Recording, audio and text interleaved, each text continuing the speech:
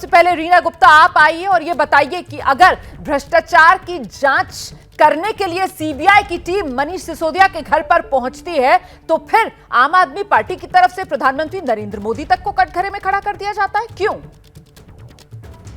देखिए रोमाना जी, हम तो कह रहे हैं आप भेजिए, सीबीआई को भेजिए, ईडी को भेजिए, किसी को भी भेजिए, लेकिन ये सबको पता है कि इस समय भारतीय जनता पार्टी और प्रधानमंत्री मोदी जी जो हैं आम आदमी पार्टी के और अरविंद केजरीवाल के बढ़ते हुए ग्राफ से डरे हुए हैं।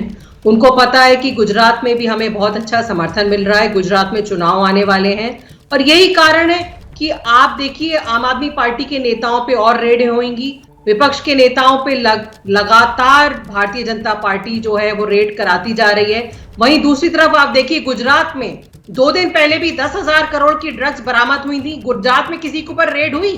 गुजरात जहां नशाबंदी चल रही है वहां पे आए दिन खबर आती है कि वहां पे इतने लोगों की मौत हो गई इलीगल दारू पीने से। कौन वहां पे, किसको संरक्षण प्राप्त है कि नशाबंदी वाले स्टेट में इस तरह से धड़ल्ले से शराब बिक रही है?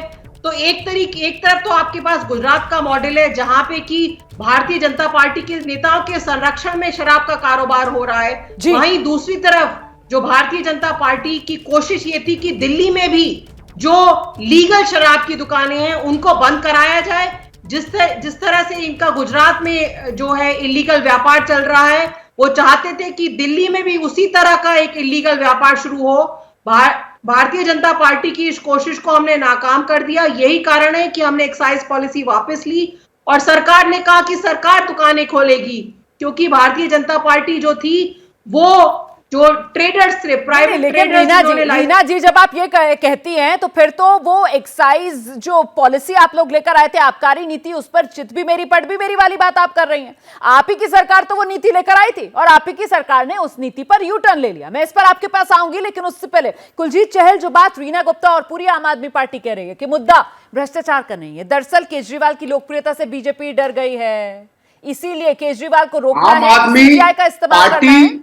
दलालों की, भ्रष्टाचारों की और दंगाइयों की सरकार है। मैं अपने जो आम आदमी पार्टी की साथी प्रवक्ता बैठी है उनसे मैं पूछना चाहता हूं, वो बताएं कि मैन्युफैक्चरर्स को आपने किस आधार पर टेंडर दे दिए शराब के। 144 करोड़ की छूट कोरोना के नाम पर अपने दोस्तों को इनके दलाल उप मुख्यमंत्री और दलाल मुख्यमंत्री अरविंद केजरीवाल जी के किस कहने पर दे दी गई। बताएं कि इन्होंने ब्लैक लिस्टेड कंपनी खाओ गली को किस आधार पर 50 करोड़ रुपए वापस कर दिए।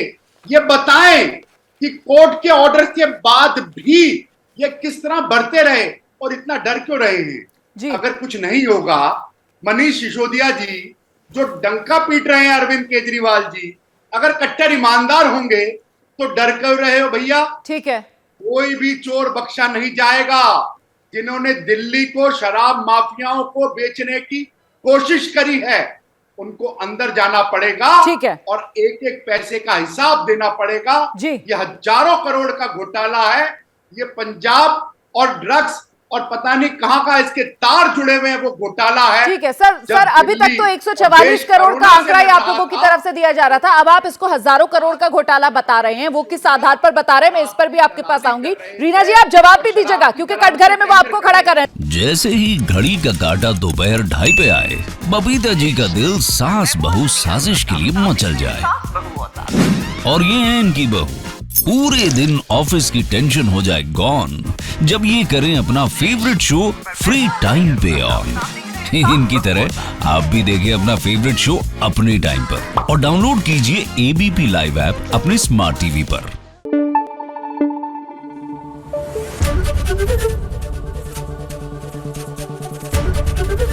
एबीपी न्यूज आपको रखे आगे।